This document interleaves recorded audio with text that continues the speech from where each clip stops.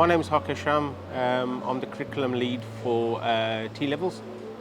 The main difference between a T-level and any other course which is out there at level 3 is a T-level is designed around having more industrial placement. So you do 80% in college and you do a 20% compulsory industrial placement.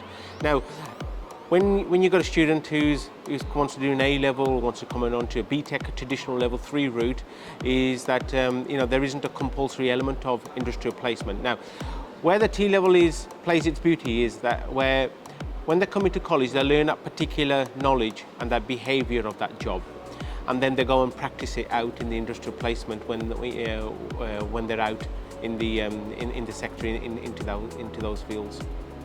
Currently at the college we've got education and childcare, digital, we've got healthcare, I also got construction design, surveying and planning as well. And next year we'll be doing some of the sciences and also engineering as well. So got quite a range of different type of occupational specialisms there.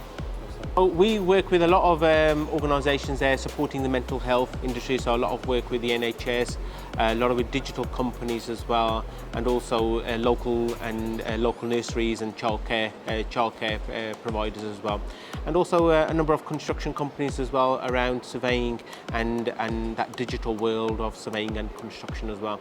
Because what we tend to do is we tend to put the industrial placement as a program in between the course as well.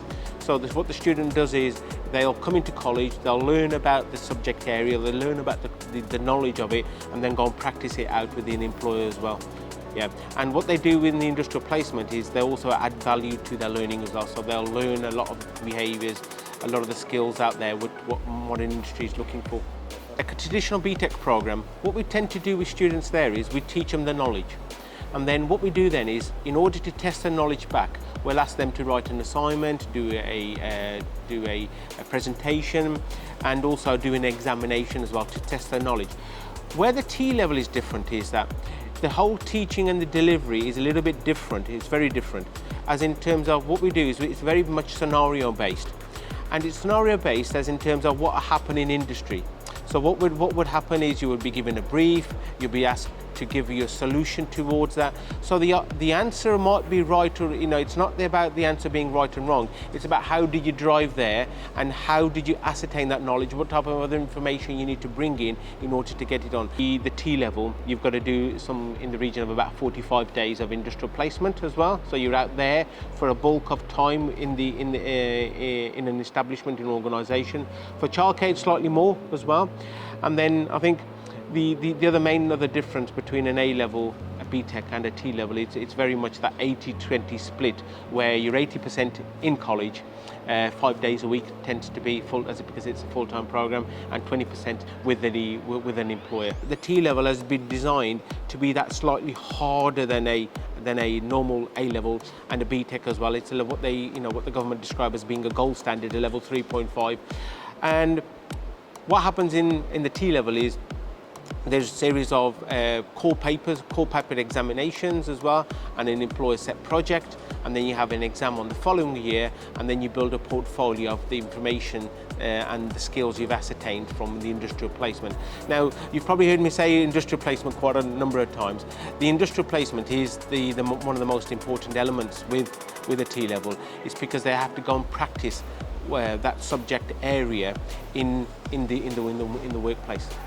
In terms of progression is they will accrue UCAS points as well. So a lot of these students have expressed an interest that they want to go into university. The universities are accepting T-levels as well now. So there's a number of universities, especially local to us, who have written down they can progress on to their undergraduate programs. Ideally, in some instances, and I think it's interesting to know that a lot of the subject areas which are Wave 1 and Wave 2 is where there is a skill shortage, and it's highly likely that when these students go out to work placement for industrial placements, they might be offered an apprenticeship route, a higher apprenticeship route, rather than the academic route into that profession as well. So it gives them a couple of options in terms of progression. Either they can go to university or can start working in the sector as an apprentice. Come to our open days, have a look what we do. You know, the staff have set out, have a goes, and explain it more in depth of what is it about, what do you have to do for childcare, what would you have to do for design, surveying, and planning, and healthcare. Secondly, go on our website. There's a dedicated website page there which explains it all to you, and also my name's also there. It's harkesh.ram@sandwell.ac.uk. If you get any questions, any queries, more than happy to help you. Excellent. Do you think there's anything that you want to touch on